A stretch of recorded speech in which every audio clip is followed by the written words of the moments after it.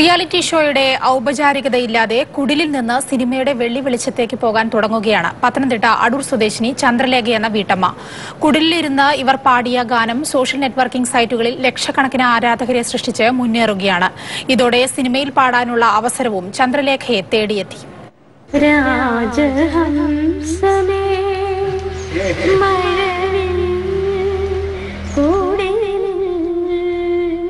പത്തനംതിട്ട വടശ്ശേരിക്കര നരിക്കുഴിയിലെ പറങ്കിമാമൂട്ടിൽ ചന്ദ്രലേഖയെ നാട്ടുകാർക്ക് പരിചയമില്ല. പക്ഷേ യൂട്യൂബിൽ ഇതിനകം 4 ലക്ഷം പേർ കണ്ടുകഴിഞ്ഞ രാജഹംസമേ എന്ന ഗാനത്തിന്റെ ഉടമയെ തേടി ഇന്ന് ഓസ്ട്രേലിയ മുതൽ ഗൾഫ് നാടുകൾ വരെയുള്ളവർ വിളിയോട് വിളിയാണ്. 1 വർഷം മുമ്പ് അടൂരിലെ ബന്ധുവീട്ടിൽ മകനെയും എടുത്തുകൊണ്ട് ചന്ദ്രലേഖ പാടിയ രാജഹംസമേ എന്ന പാട്ട് യൂട്യൂബിലും ഫേസ്ബുക്കിലുമാണ് ഇപ്പോൾ ഹിറ്റായിക്കൊണ്ടിരിക്കുന്നത്. രാജഹംസമേ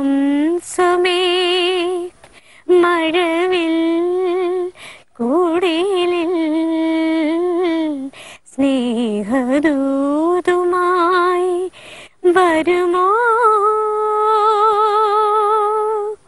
എല്ലാം ദൈവത്തിന്റെ അനുഗ്രഹമെന്ന് പറഞ്ഞ ചന്ദ്രലേഖ ആദ്യമായി ഒരു ക്യാമറയ്ക്ക് മുന്നിൽ പാടി തീർന്നതോടെ മാതൃഭൂമി ന്യൂസിന് മുന്നിൽ വിതുമ്പി.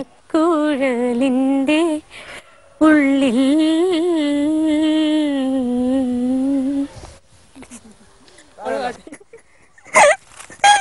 വിദേശ പത്രങ്ങൾ മുതൽ ഓൺലൈൻ മീഡിയ വരെ അന്വേഷിച്ചു തുടങ്ങിയ ചന്ദ്രലേഖയ്ക്ക് ഏറ്റവും വലിയ ആഗ്രഹം മറ്റൊന്നുമല്ല, ചിത്രയെ നേരിൽ കാണണം.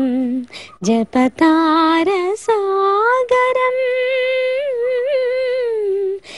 ക്യാമറമാൻ സുധീഷ് തിരുവല്ലയ്ക്കൊപ്പം പി വിദ്യ, മാതൃഭൂമി ന്യൂസ്, പത്തനംതിട്ട.